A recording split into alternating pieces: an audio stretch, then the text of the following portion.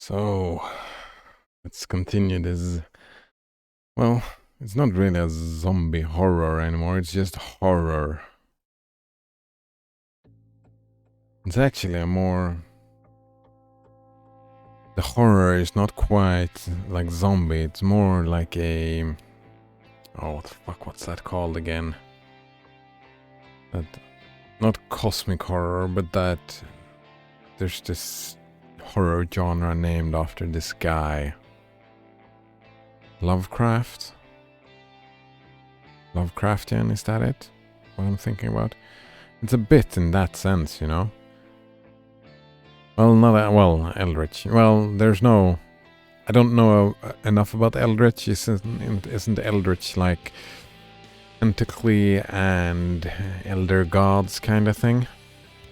I mean more of the unknown, horror of the unknown kind of thing. Like we don't know what's going on. Feels like it's trying for that a little bit, I suppose. Maybe not love. Banana Waffle Monkey says, yeah, that's Lovecraft. Saw this great YouTube video if you're a little bit interested in Lovecraftian stuff. If they portray it, it's not Lovecraft. Ah, there we go.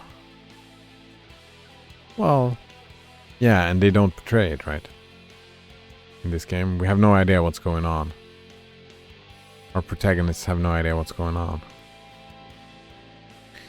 I thought that like Cosmic Horror and Eldritch, I'm not quite sure about Eldritch, but that those would be considered Lovecraftian as well.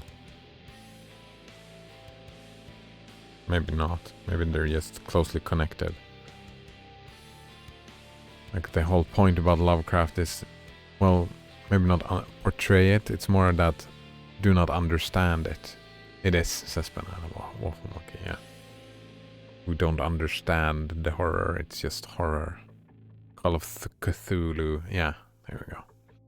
I saw this great YouTube video where there was this guy, I don't remember who it was, but he made something about reviewing all Lovecraftian games in the recent decade or something like that. It was super interesting. I haven't been. I mean, I find it cool, like a lot of people, but I haven't read Lovecraft. I haven't read a lot of these stuff. I find the idea, especially cosmic horror. I find cosmic horror, the idea, fun. But he went through like a lot of games and saying, well, it doesn't really work. It doesn't work. It's not, the game's not fun. The only horrifying thing about Lovecraft was his name. Don't look it up on stream. His name, Lovecraft, was his cat's name.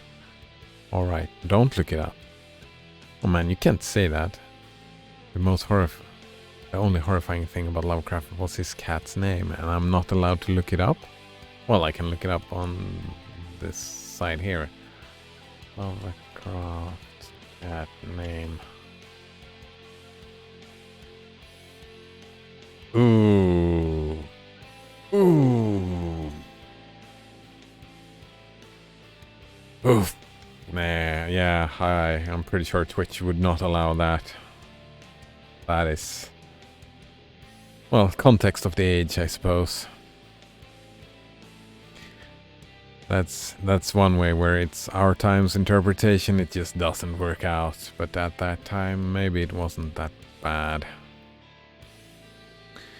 We had a similar thing in Sweden where we called chocolate balls that. Actually, I don't even know the specific type of chocolate ball that we have in Sweden. I don't know if it's popular anywhere else. Maybe. I don't recall eating it in any other country. I don't eat it very often either. I don't know.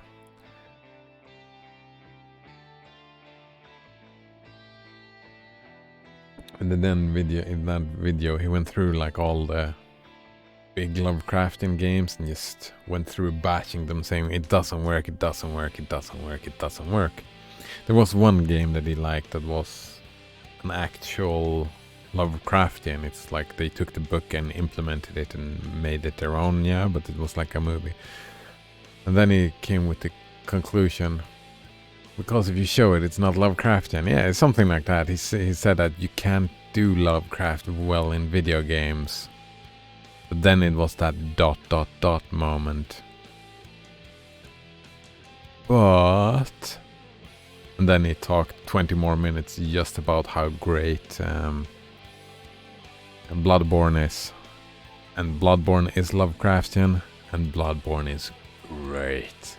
It's a great game. It's a great game. By all accounts. Highly recommend.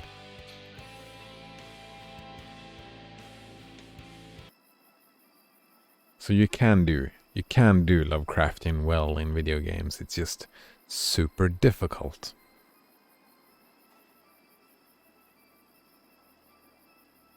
We have no choice, I said. I won't stay here any longer. Yeah, she just got hung. Hanged? Hung. At least I did. Oh man, was she... She wasn't really in it in this ending. Like, she had no personality in this ending whatsoever. Like, we know nothing about that person being the actor. It was super flat. We were just about to get moving when we heard noises approach us from far away. Ooh, are there zombies? Strained my eyes and caught a glimpse of someone coming here down the road. A bus, said Rooter, exclaimed with joy in his voice. Shut up, you fool! That's not a bus. People are approaching. I hissed at him. Lots of people, says Masha. Oh, is this the herd? Wait. This was before The Walking Dead, no? Lots of people, said Masha. Well, not the magazines, but before the TV shows. Probably not before the comic, said Masha anxiously. It was utterly clear that we shouldn't stay here any longer. I turned around and saw someone approaching us. Oh, that's an annoying sound. Approaching us down the road from the other direction too, the noise was getting louder. The chirping of grasshoppers, although not their usual, a much louder, distorted version, as if it had been passed through a guitar amplifier. Run, I shouted, but nobody moved. Oh, screw it. Hi there, Furcha. Did I put that name correctly? Nice to see you. How are you doing? Miku/Masha route, I guess. Yes, indeed. It's second to last. We've got this Miku going, and then we got the last route. I don't remember what her name was. But yeah, we are fleeing. Oh, screw it, I said. I grabbed Masha's and Lena's hands and darted off back into the camp, eh? Yeah. Wait. Furcha is fine, thank you. Oh, how very nice. I'm always happy when people are fine. If you're not just saying that, are you? A lot of people just are just saying that. I'm fine. I'm good. Everything is just hunky-dory. When it really isn't.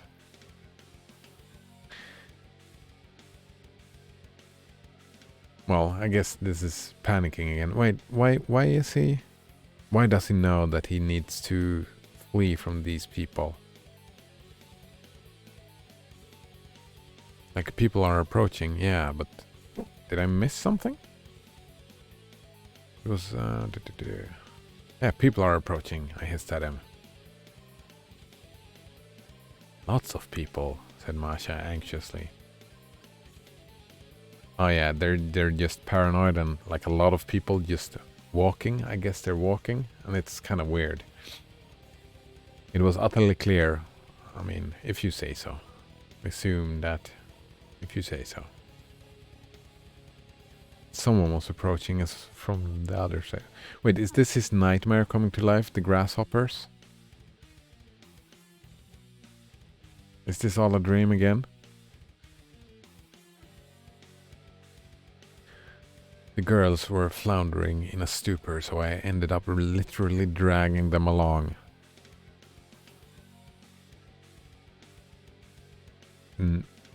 Well...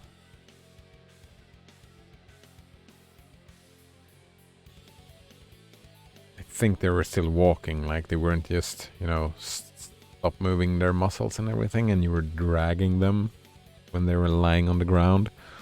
So maybe you meant figuratively rather than literally, I'm not sure though. Having dashed to the square, I stopped to catch some breath. And only then did I realize that Rooter had been left behind. "We have to go back and get him," said Masha. She screamed and shifted toward the bus stop. "Are you nuts?" I pulled her hand and forced her to stop. "You want us all to meet the same fate." "What fate is that?" Lena was trembling so wildly that I felt my right hand shaking as it held hers. "Keep running," I said. "Where to?" "I don't know. Into the woods." Returning to Olga's cabin wasn't an option. My self-preservation instinct also suggested that we shouldn't stay in an open area as well. We dashed towards the woods. I held the girls' hands tightly. They ran with difficulty, especially Lena, who was swaying and weaving. She fell a few times, but I quickly picked her up, spurring her on with shouts and dragging her on. Passing through the trees was the hardest part. Though the full moon was shining up in the sky. In the dark, I was still constantly running into snags, branches, and falling into pits. Nettles were slashing my legs and leaves were hitting me in the face, leaving painful scratches.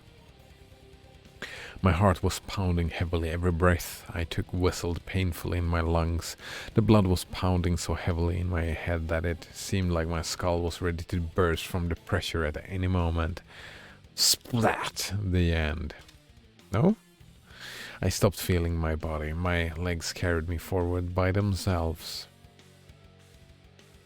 At last we ran out into a clearing and stopped.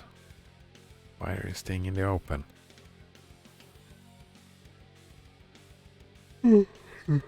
Exhausted, the girls fell to the ground, and I sat on a fallen tree. Who were there? Who were they? People or demons? Or something else? And what was that chirping sound coming from? I couldn't make them out in the twilight, but that was probably for the best. After I slightly recovered my senses, I walked up to the girls. Lena was lying dead white on the ground. Seems like she's completely lost it. Masha was sitting, hugging her knees and rocking from side to side. I said, "We've got to do something," I said when I sat near her. "It's too late," she says. "We're gonna die," she whispered in a hollow voice. "We're still alive. That means there's still hope," I answered. "No, there's nothing now. It's all over," said Masha. I put my arms around her and held her tight. "No, it is not," I insisted. I sat staring into the darkness of the forest. The grasshoppers could barely be heard now. If not for Masha's labored breathing, I would think she was dead. "Forgive me," she whispered quietly. "For what?" "For everything, for me being like that, for whatever we failed to achieve." "It's not the right time for that now," I said tenderly. "We don't have much time left, so I'd say it's the right time." She looked up at me and faintly smiled. "Forgive me if I hadn't been so selfish in the first place." I looked into her eyes, her bottomless, sorrowful eyes, and I felt a hot tear crossing my cheek. "No, it is me who should be sorry. Was totally ignorant of what to say in such a situation. Yeah, indeed you were. Did so much wrong to her. Caused her so much pain, and now at the last minute I can't think of anything other to say than an empty, I'm sorry. I'm sorry. So sorry. Nice cat, says Fruchan. Thanks. His name is Skywalker. Wanna look into the camera? Nope. He doesn't like when I do that. Come on. Here we go. Whoop. No, he doesn't like that at all. He's gonna run off now, maybe? No? No, it's fine. I was overwhelmed with anger at my helplessness, at being unable to protect the only person that I held dear.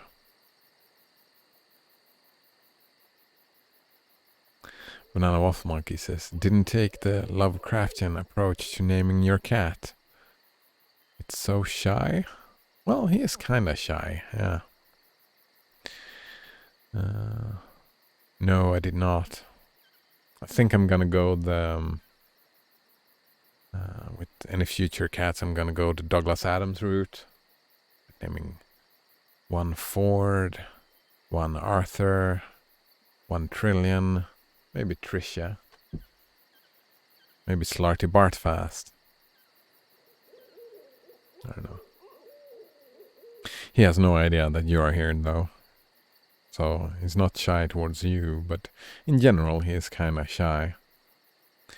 I was overwhelmed with anger at my helplessness, at being unable to protect the only person I held dear.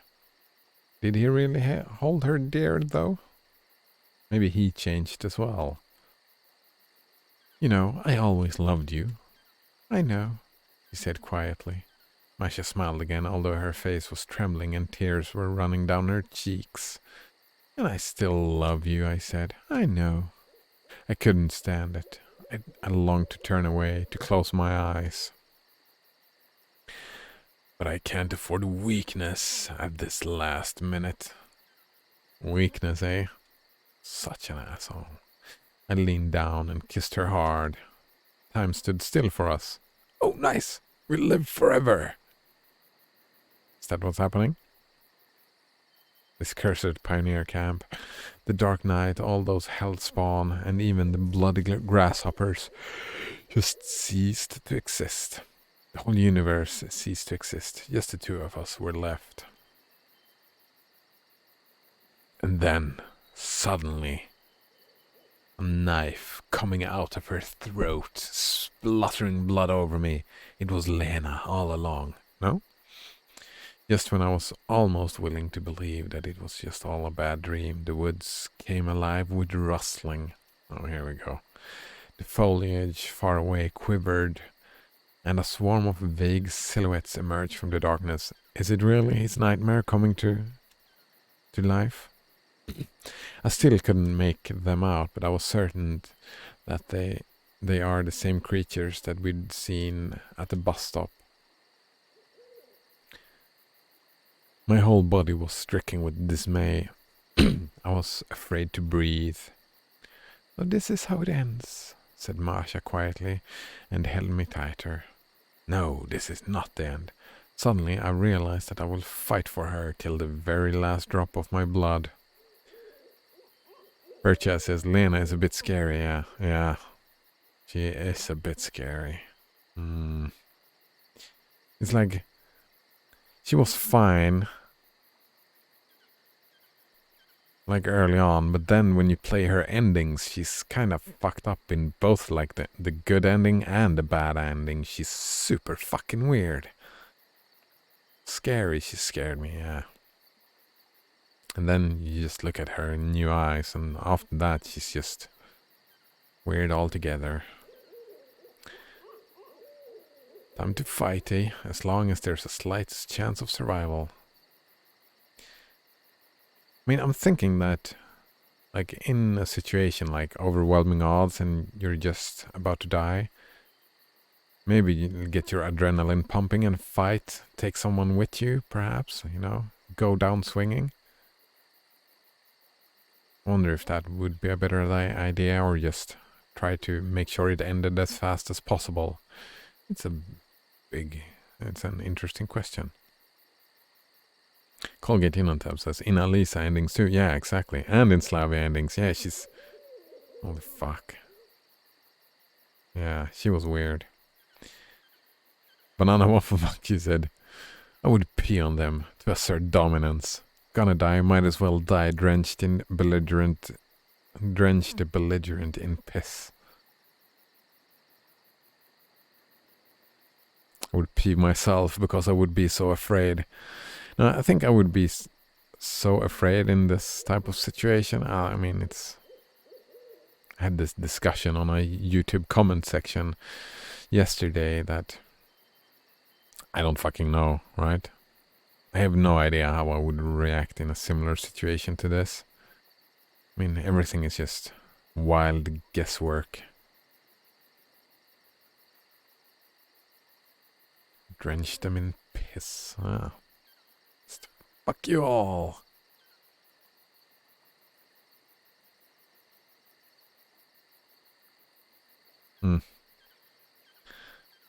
Would probably be something. Could we all just get along?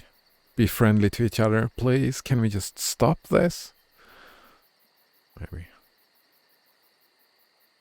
I mean, it depends on who they were. I might have even ask for, like, if I was gonna die, maybe just, could you please just, I mean, if they're very antagonistic and being mean, then I wouldn't. But, like, if it was more of me, just a casual, no, not causality. What's that? Casualty. Like, if I'm just a casualty in their rampage or whatever, I would might even ask, could you just make it fast, please? Like, right here. Fast. Make it go over quick so I don't have to suffer. You know, something like that. I don't know if I would give up, but if I would give up, that seems like a... Yeah. Less suffering. I jumped up, tugged her off the ground and rushed over to Lena. She was lying, deathly pale with her eyes open, and she didn't seem to understand what was happening at all. Do you understand? I started shaking her by the shoulders. Get up! There was no reaction. I gave her a few slaps and she let out a dull moan. Get up, now! I roused Lena. She stared at me with a spaced out look. Let's run. I grabbed the girls by their hands and rushed aimlessly. The further from them, the better. Oh, they weren't surrounded? We can just keep on running. That's a good idea. I was tumbling down, getting up again, helping Lena and Masha to get up too. Hewing through the dense foliage. Eventually the noise faded, leaving us with only the quiet chirping of grasshoppers. The light flickered in the distance. Oh, we end up here. That's interesting. Soon enough we came out into a small clearing, completely sheltered by the trees. There was a building that somehow looked like a kindergarten.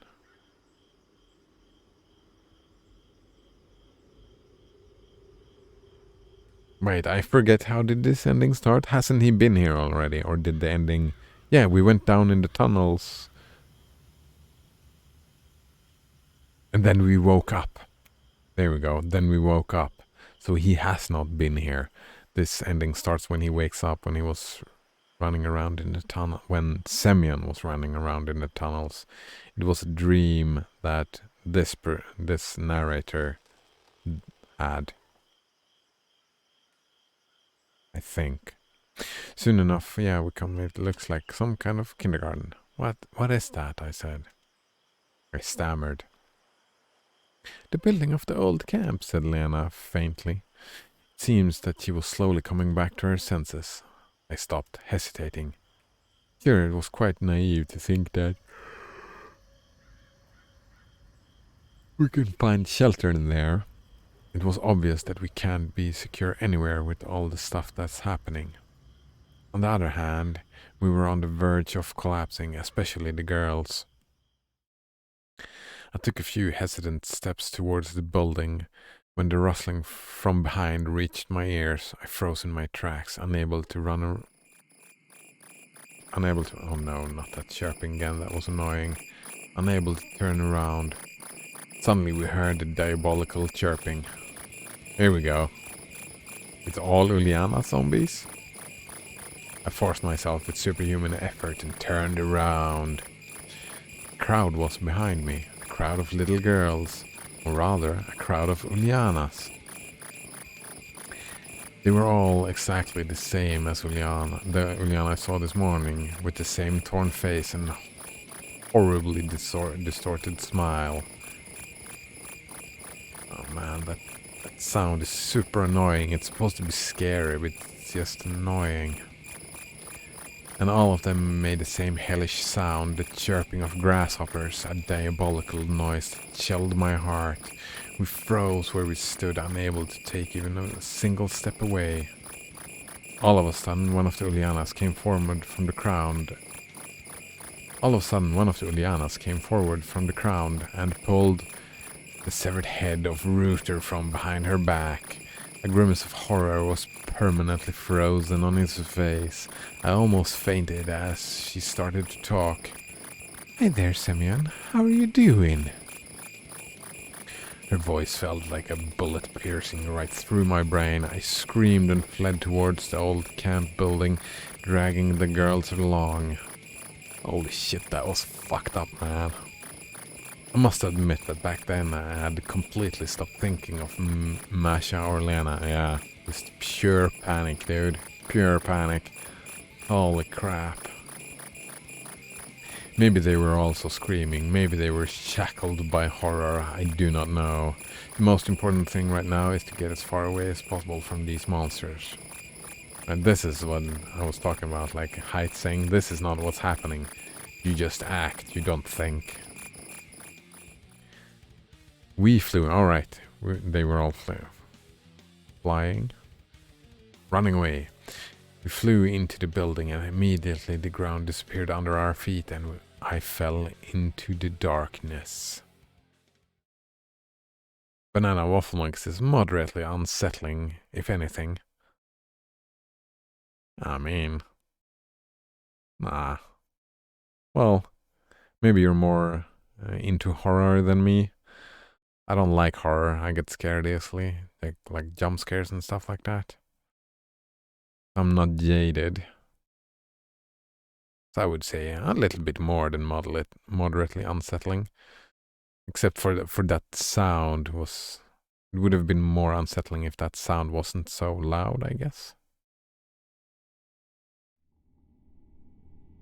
I awoke in complete darkness. My whole body ached, especially my legs, but somehow I still managed to get up, leaning against the wall. The sound of the Ulianas was nowhere to be heard, which calmed me down a little. I called out in a thin voice, "Masha, Lena!" I heard movement nearby and I felt someone gripping my leg. I instinctively jumped back, but at the same moment a faint voice came from below. Are we still alive?" So would you have stood and pissed at all those Ulianas? Oh, there's still a possibility of running away, right? They weren't surrounded.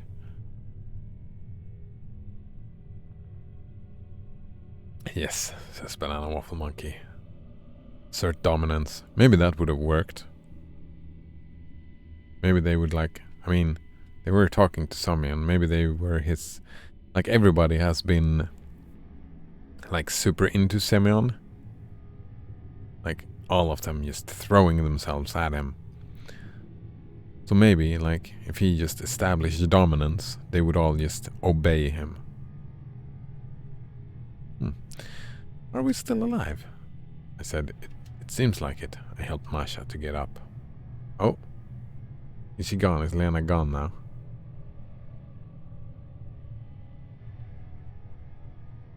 Oh, why? Oh, nice. Banana Waffle Monkey just did Was it your first 10-way boss fight? Actually, really fun. Sounds exciting. Yeah, it does sound exciting. I've just gotten up to the 3 in Path of Exile. Suddenly, a bright light fired up a couple of meters away from me. Oh, Lena's still here. My hypothesis was still that Lena's gonna die and the two of me and Masha are gonna like wake up in some way and live the rest of our lives not knowing what the fuck just happened. Sharing this experience. Like, or we will escape and live together and sharing this. That's my hypothesis. No spoilers, please. Just, that's what I think. I leaned against the wall, trembling, but immediately realized that it was Lena who had turned on the flashlight. Where did that come from? Where did you get that? Lena came closer, limping. I took it, just in case, yesterday. I took the flashlight from her and shone it around. We were in some kind of tunnel. The walls were lined with wires.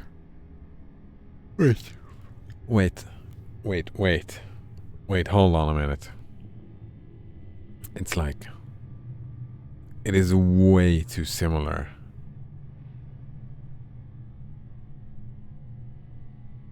From his story, that...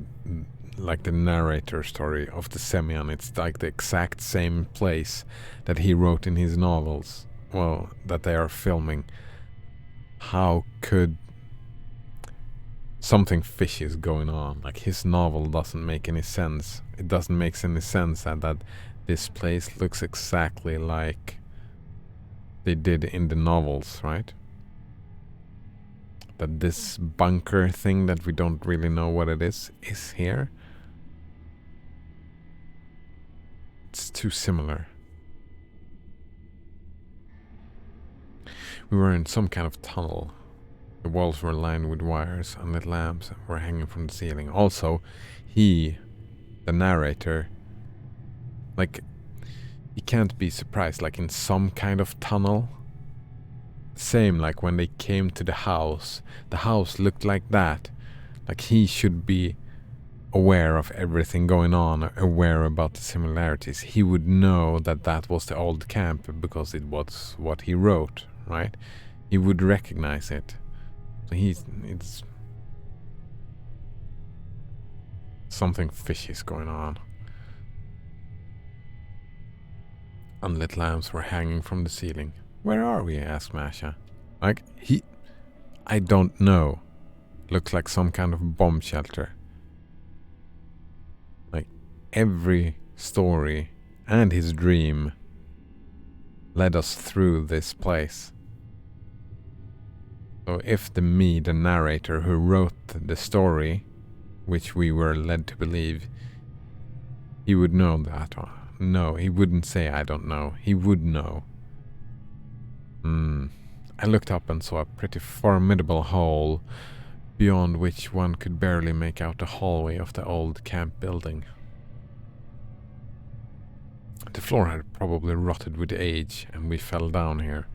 At first glance, there was no way to climb back up too high. There was nothing to grab onto. So what is there? Go further? I asked, not really expecting an answer. I don't know, but we'll have to check, said Masha. I shone the flashlight ahead of us and took a few uncertain steps. My whole body was covered in bruises and scratches, but I could still walk. Ouch, said Lena. She cried out behind me. What is it? I think I sprained my ankle. I was honestly expecting the next line to be something cliché like, leave me behind, I'll only be a burden. But of course she would never say that.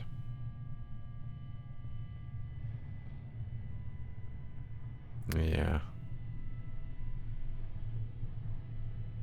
Yeah, they don't know each other well enough.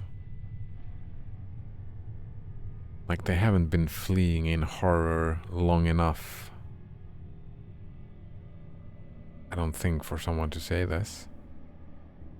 You need a stronger bond of fleeing together, and well, I guess maybe a lot of people has died already, and it's like, well, I might get us all killed. No, I don't know. I don't know. Again, it's like I have no idea how one reacts in these situations. I haven't heard really a lot of stories in real life about this. Most of them are like this, like stories. They're just stories, movies, and whatnot, and they're not really super trustworthy, are they? Okay, lean on me, I said. I went over to Lena and offered her my shoulders.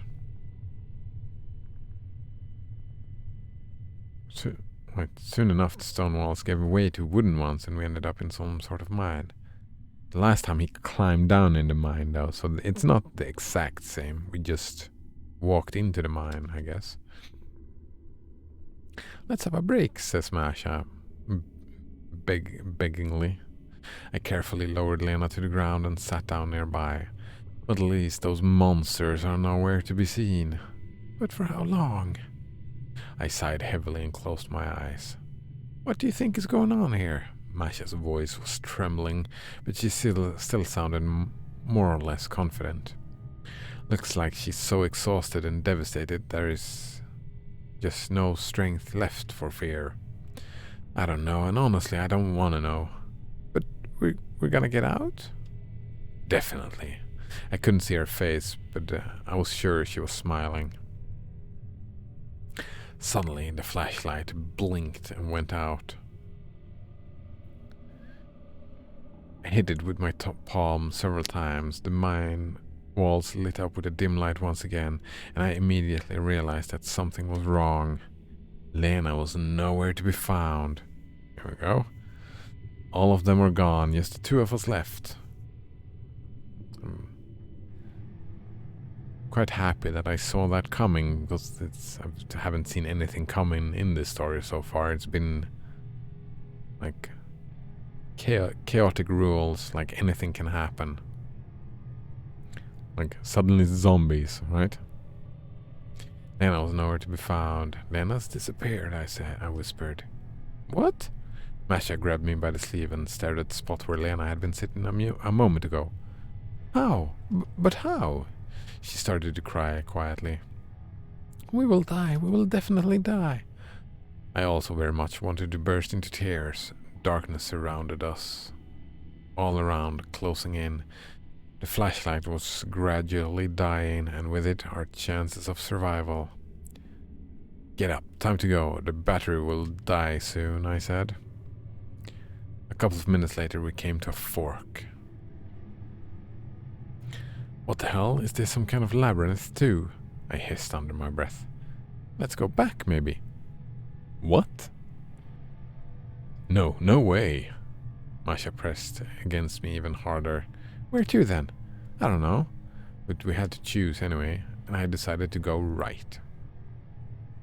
Soon we came to another fork. Where to now? Let's stick to the direction we chose before, I said.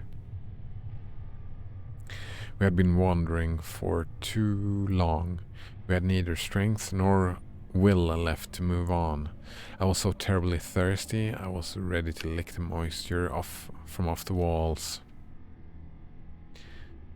Let's sit just a little bit, said Masha. We can't, we must keep moving. But just a minute, Masha begged in anguish. Fine. She lowered her head onto my shoulders. The flashlight was blinking more and more often, so I decided to turn it off for now, to save the battery. This is it.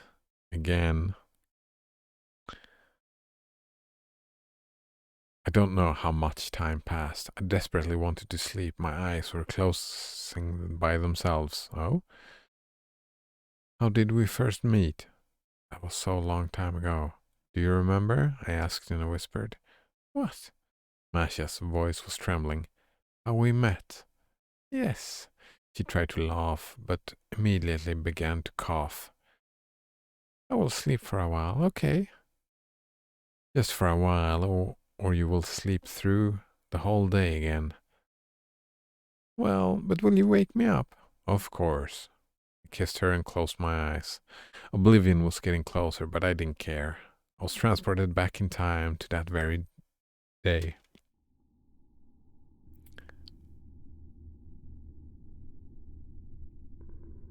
My whole body was aching. Perhaps my brain couldn't rest peacefully because it was distracted by thousands of signals from my nerve endings. Somehow I rose and woke up Masha. After all, we were planning to survive. Oh? Still here, eh? How long have I been in this mine? Fork after fork, tunnel after tunnel. Masha was whispering something all the time. To the left, to the right, to the left, to the right. It seems that I won't be able to handle even one more turn. But suddenly, the flashlight highlighted a tight passage in the darkness, and soon we found ourselves in an open chamber. Look, Masha was pointing somewhere into the darkness. I flashed the light there and saw a neckerchief lying on the ground. This is not... No, let's go. At last we got out of the labyrinth and found ourselves in a small room. Oh, is this where...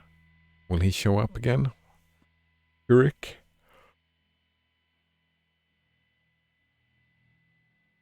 There were broken bottles all over the floor, pipes stretching along the wall, and at the end of them rustled valves.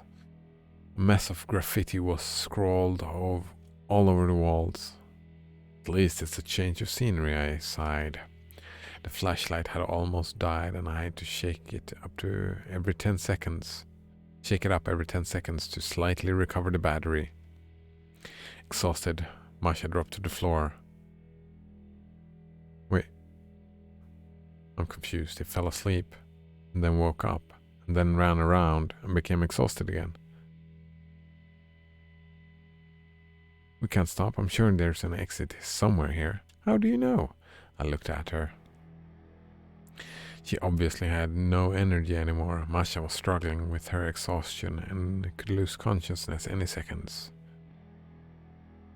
Interesting signs, says Virtia. I haven't even looked at him. Like we've got an angel up here. What's this, a G? I don't speak Russian, unfortunately, so I have no idea what this is. And here it says obey. Is that what you're talking about? The graffiti everywhere? This sign, I can't even see what that is.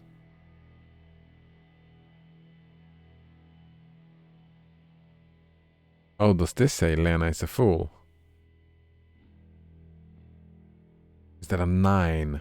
Not a G, it's a 9. An angel, and here it says obey as well.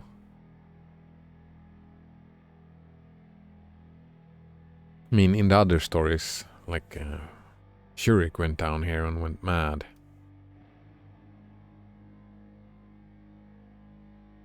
Yeah, I have no idea what they could mean.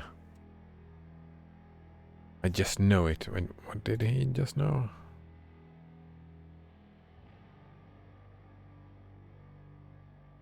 Alright. He just knows. I smiled, trying to look encouraging. Well, if so... She leaned against the wall and stood up hardly. Let's sit here for now. We'll see what is further on. I'm afraid, Masha trembled. I'm not going far. She raised her eyes to me, full of hope, and nodded almost imperceptibly. Wait, did they split the party? I wasn't paying well enough attention. I looked around and noticed a heavy iron door. My attempts to open it came to nothing. It was completely rusted shut. Oh, I wish that pipe was here now. There was no other choice. I braced my leg on the wall and tried to and threw all my weight against the handle.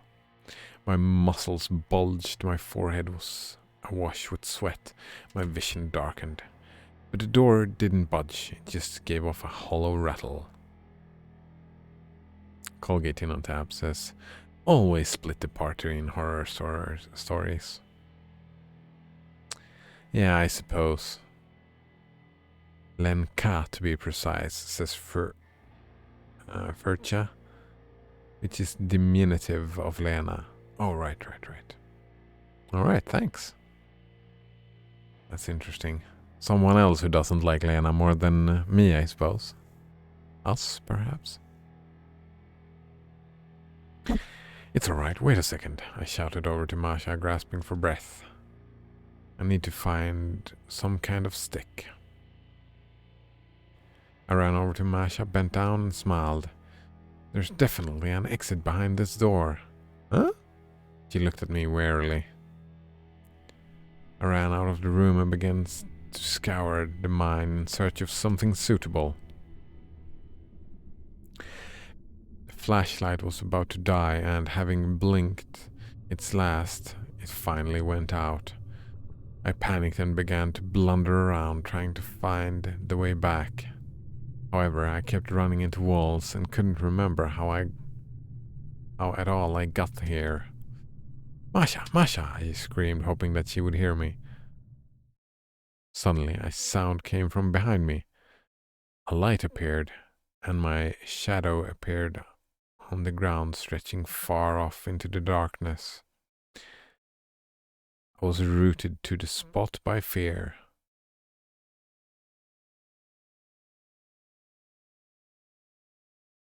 I mean, we're back to people going insane in the mines. He's just been running around like Shurik, you know? Being just fucked up by some gas or other in the mine. That's what's happening. I was rooted to the spot by fear. Yeah. I heard a seemingly familiar voice. What's wrong, Simeon? Got lost? Said Lena. I slowly turned around and saw Lena holding a flaming torch in her hand. Her face was disfigured by an inhuman grin. I've come for you. This was the same Lena that I saw at the square last evening. The same as in Olga's cabin. That was Lena, and at the same time not Lena. This creature was more like those Ulianas. I'm coming for you. You, who are you? I squeezed out. It's Lena, don't you recognize me? She burst into a devilish laughter. What is a devilish laughter? I don't know. You completely forgot about me while having fun with them. Ooh, breaking the fourth wall. Words stuck in my throat. It's alright, there's nobody left now, it's just the two of us. So you did everything? Bingo! Not everything, of course. For a second her face became guilty, but then she grinned again. Slavia was first. She was always so annoying. She was Miss Reliability, diligent, hard-working, always everywhere, agreeing with everyone. Yuck! Boy, did she scream when I was tearing off her arms, huh?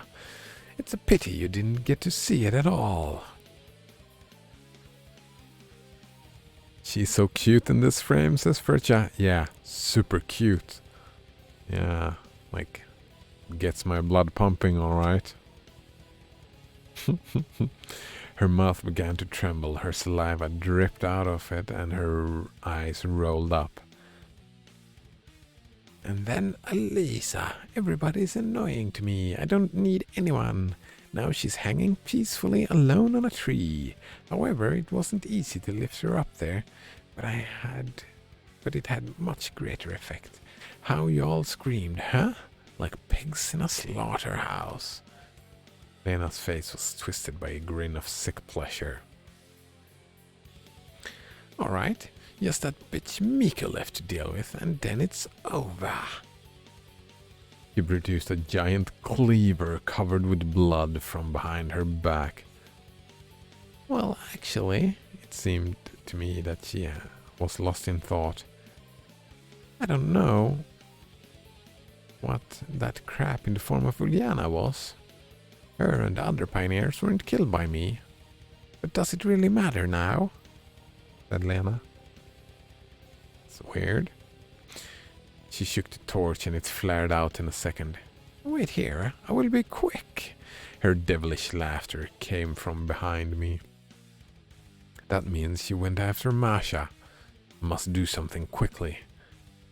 But I have absolutely no idea which way to run. The darkness completely disoriented me. She was behind you though, right? Screw it. I ran the way I assumed Lena went.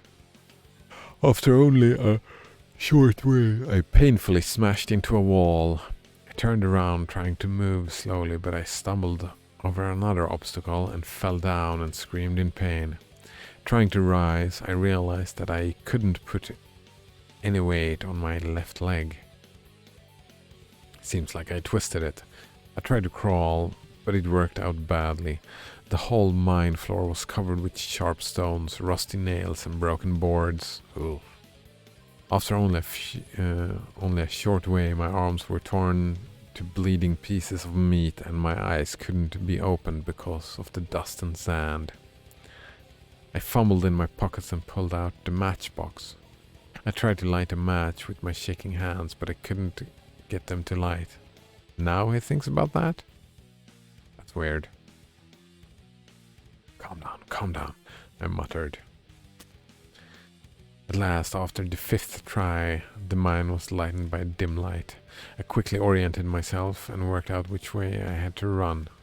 How did he work that out? It seemed to me that only a few seconds passed before I found myself in the room where I had left Masha. Is she gone then? He didn't hear any screams, though.